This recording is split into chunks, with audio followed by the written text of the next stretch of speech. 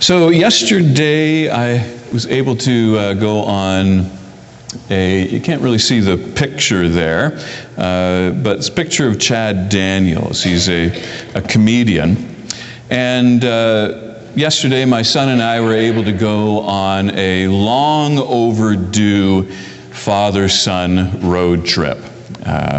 Drove from Strathroy here, picked him up in Sarnia, and we crossed over the Blue Water Bridge into Michigan and drove up to Grand Rapids to a comedy club there where Chad Daniels was performing. Now, my son Wes, he knows everything about every comedian that ever was.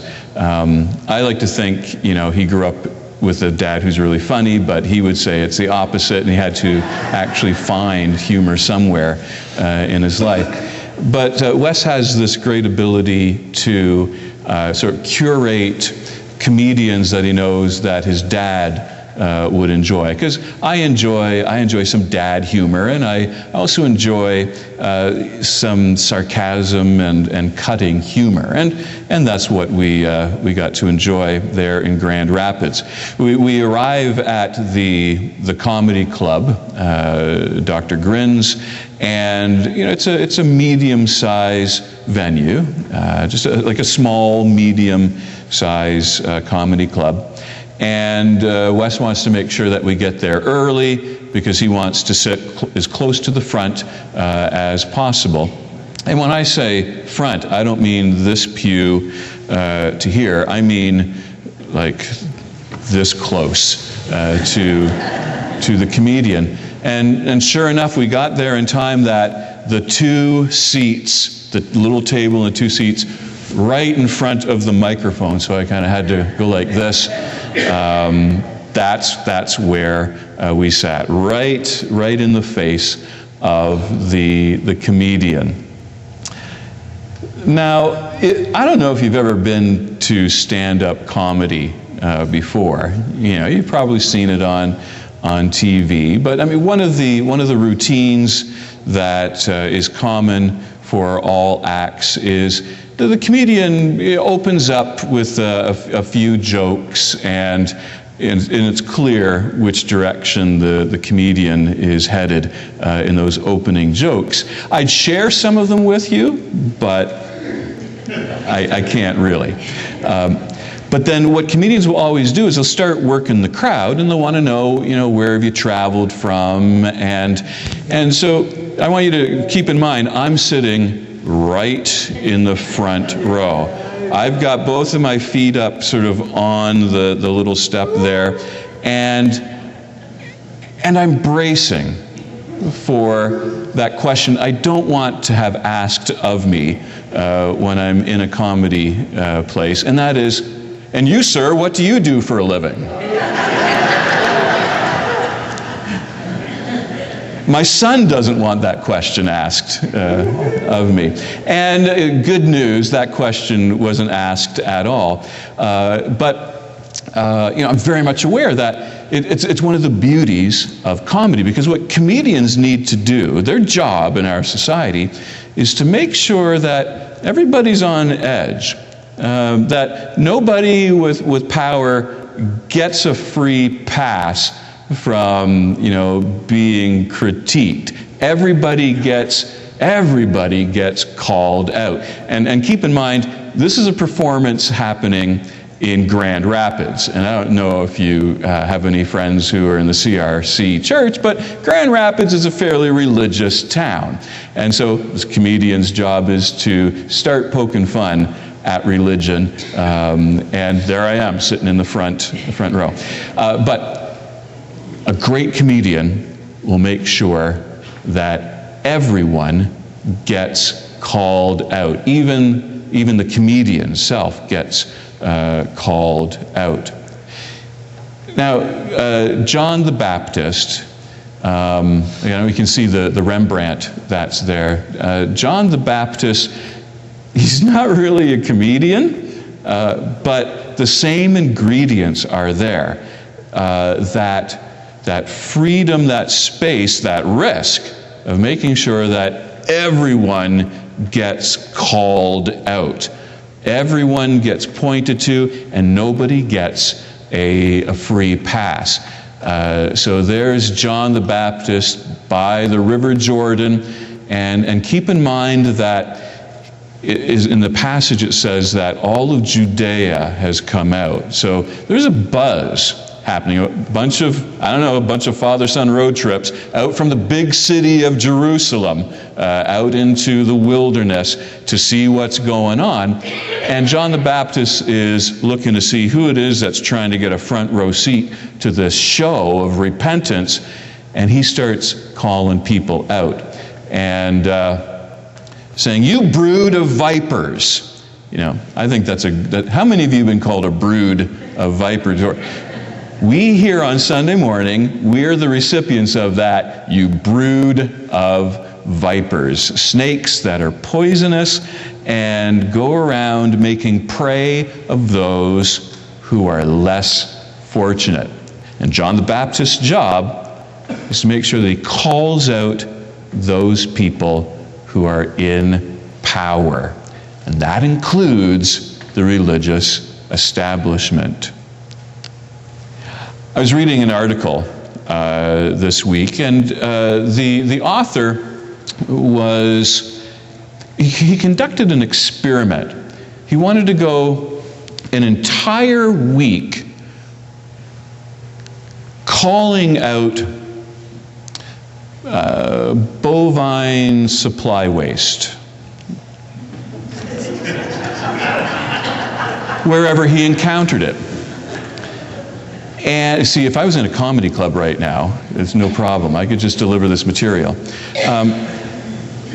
Making sure that calling out anyone who's being a knucklehead, anyone who is trying to sell them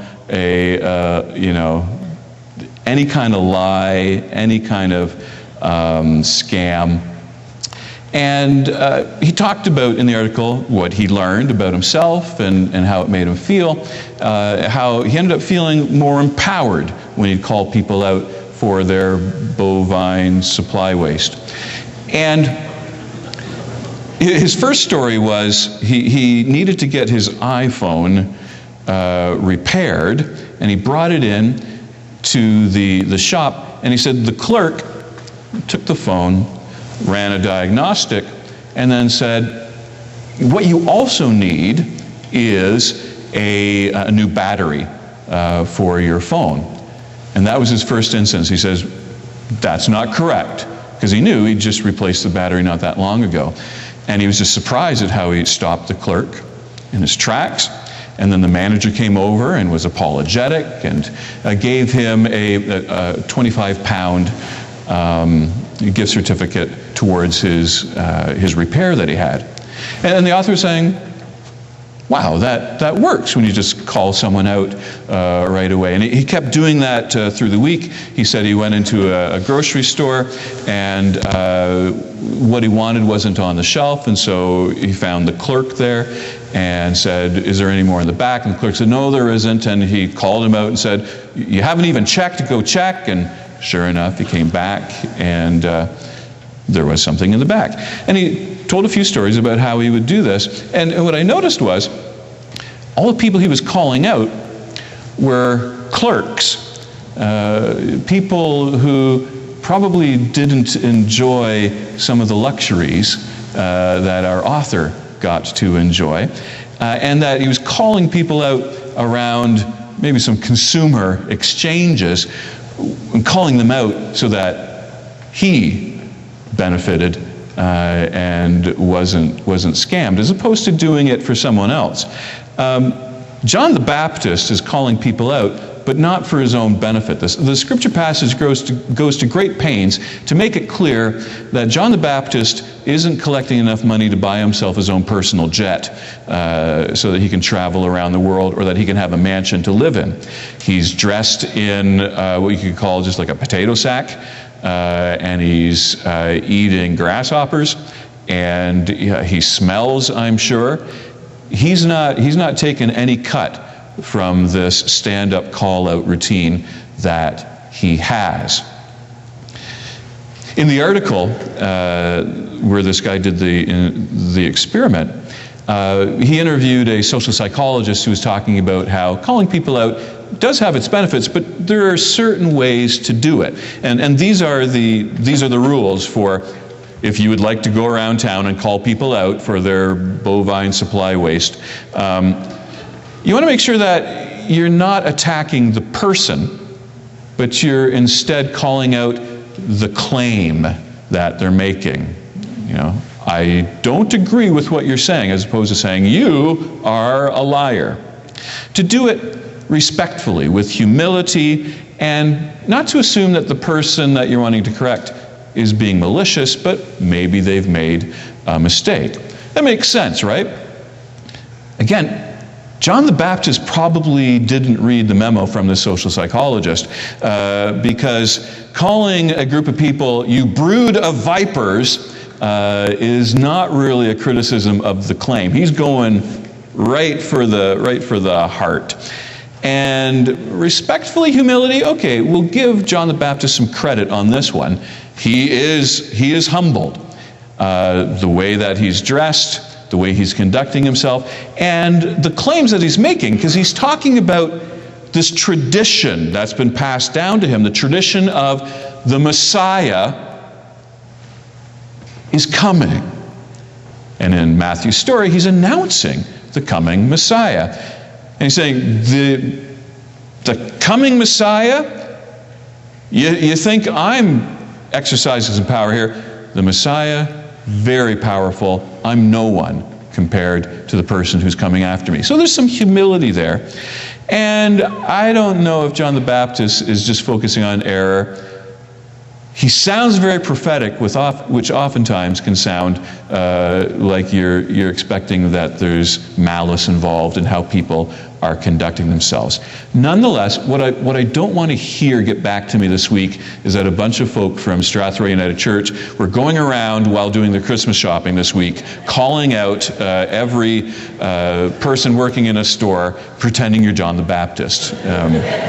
Not what I'm getting at in this sermon. There's this story from the early 1700s in Abington, Pennsylvania, about a Quaker. You know, the Quaker movement, you're probably familiar with it, sort of quietism. When you go to a Quaker meeting, it isn't like this where you have someone putting hot air into the room. It's a lot of meditation, silence, contemplation. And Benjamin Lay was a Quaker. And he was also against slavery before his time, and he would call out his fellow Quakers, his fellow religious, pious friends who owned slaves. And this did not make him popular. He was very much ahead of the curve, and like John the Baptist, he called it out in a way that really didn't benefit him. He called it out in a way that left him, paying the price. There's some interesting stories about Benjamin Lay. He was about that tall, had a bit of a hunchback, and he would, in the middle of a meeting, one of the worship meetings, if one of his brethren took their turn to speak and that person owned a slave, Benjamin would jump up and he would just call them out in that moment and not allow them to speak. Well, again, I'm not saying you need to do that here on Sunday morning, but imagine if it did, you'd likely be marched out of the sanctuary. And just so you know, Criminal Code Section 178, subsection C says that's what's going to happen. But Benjamin Lay, doing this repeatedly, ended up getting himself tossed out. He'd do things like, he showed up to worship one day, he had on his trousers, but what he'd done is he'd cut the leg and the pant of one side of it off, and so he stood at the front of the church building as people were coming in, and they could see him with his pants on, and then as they approached, he'd turn and his fellow worshipers would say to him, my good friend, you're going to catch a cold out here or get pneumonia and be sick. And he would then say, how hypocritical of you to show compassion towards me, someone you know, your friend, you show no compassion towards the slaves that you own and their well-being, those who stand cold in all kind of weather. He said it more poetically than I did. Again, he ends up being the guy that everyone just sort of does a beeline around. He was tossed out of worship one day, in the cold, in the rain. And so what he did is, he decided to lie down in the mud outside of the church steps, so that as everybody left, they kind of had to either step on him or step over him or figure out how it was that they would awkwardly go around him. That's some pretty serious calling out, if you ask me. Making sure that no one is above being called out, making sure also that I'm going to pay the price for what it means to be prophetic. That's what John the Baptist is up to. He's out there. John the Baptist ends up with his head served up on a platter. He ends up beheaded at the end of the story. But here's where John the Baptist got it wrong. John the Baptist is inheriting this tradition that the Messiah, the Anointed One, will come and will restore the line of David in all of its glory, reestablishing power in Israel. The one who's more powerful than I is coming after me. He's whipping up the crowd to let them know, the one you're waiting for is powerful. I'm not worthy to tie his shoes. Like, that's how great this person is. And he's coming, and he's burning the place down. It's going to be powerful, it's going to be violent, we're all going to be judged. And then the next day, and we didn't read this in the passage, what happens the next day?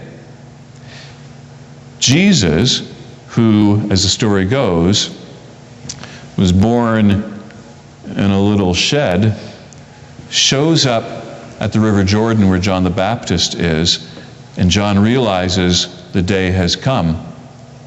And Jesus says, John, will you baptize me?